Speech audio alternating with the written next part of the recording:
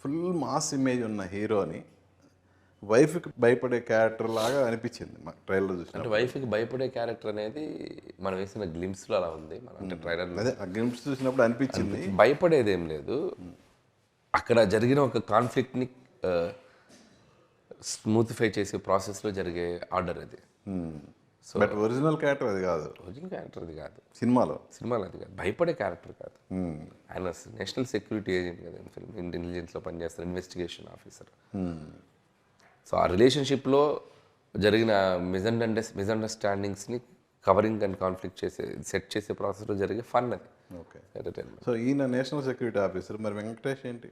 వెంకటేష్ చెప్పాను కదా, Karnataka mining businessman అని. Venky Gowda from Kannada. Okay.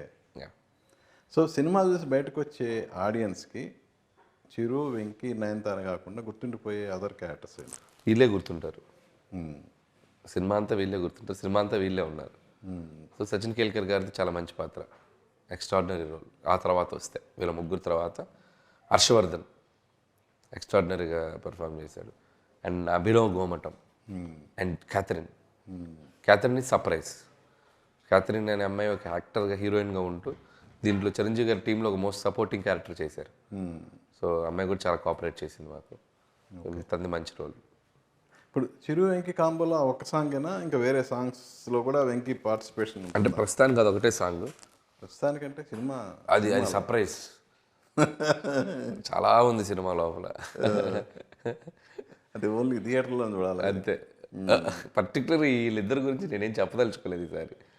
So let's keep it as a secret, let the people enjoy it. So 2025 అటు సంక్రాంతికి వస్తున్నాం పరంగా కానీ, ఇటు అవార్డ్స్, భగవంత్ కేసరి అవార్డ్స్ పరంగా కానీ చాలా హ్యాపీ. మరి ఈ సినిమాకి అటు సక్సెస్తో పాటు ఏమన్నా మెసేజ్ ఏమన్నా ఉందా? ఓన్లీ ఎంటర్టైన్మెంటేనా? లేదు, మెసేజ్ అంటే పర్టికులర్గా మెసేజ్ చెప్పడం ఉండదు, కానీ చాలా చాలా కనెక్టింగ్గా ఉండే ఎలిమెంట్స్ చాలా ఉన్నాయి. మనం ఇంటికి వెళ్ళాక కూర్చొని ఆ సీన్ గురించి మాట్లాడుకుంటారు. ఆ సీన్లో డైలాగ్స్ బాగున్నాయి కదా, ఆ సీన్ చాలా బాగుంది కదా, ఒక మంచి బ్యూటిఫుల్ సీన్స్ ఉన్నాయి, ఒక 2-3 ఉన్నాయి. అవి హాంటింగ్గా ఉంటాయి, హార్ట్ టచింగ్గా ఉంటాయి. సో అది ఉంది. దాంట్లోనే కొన్ని నిజాలు ఉన్నాయి, అలాగే ఒక పెద్ద కామెడీ సీక్వెన్స్ ఉన్నాయి. సో లేడీస్ పార్టీ లాగా ఒకటి చేసాం. సో అదొక మంచి కామెడీ సీక్వెన్స్ ఉంది. సో దాంట్లో కూడా ఒక హెల్దీ మెసేజ్ ఉంది. సో ఫన్ ఉన్న చోట, ఎమోషన్ ఉన్న చోట మెసేజ్ లాగా కాదు కానీ ఒక మన ఇంటికి తీసుకెళ్ళచ్చు, ఒక కంటెంట్ లాగా అనిపిస్తుంది. అలా సెంటిమెంటా ఎలా? యాజ్ ఎమోషనల్ సెంటిమెంట్ ఉంది. సో ఎంటర్టైన్మెంట్ పరంగా చూస్తే అటు చిరు క్యారెక్టర్తో పాటు మిగతా ఏ క్యారెక్టర్స్ ఎంటర్టైన్మెంట్? చిరంజీవి గారిది సినిమా అంతా 80%. వెంకీ గారు వచ్చే వరకు మొత్తం చిరంజీవి గారు సోలో బ్యాటింగ్. దాంట్లోనే నయనతార, సచిన్ కేల్కర్తో ఉంటుంది.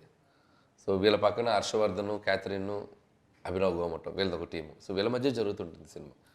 సో బాగుంటుంది జర్నీ. ఇట్స్ లైక్ ఆయన క్యారెక్టర్ పట్టుకొని మనం ట్రావెల్ చేయడం స్టార్ట్ చేస్తే స్లోగా ఆయన వరల్డ్లోకి వెళ్ళిపోతాం మనం.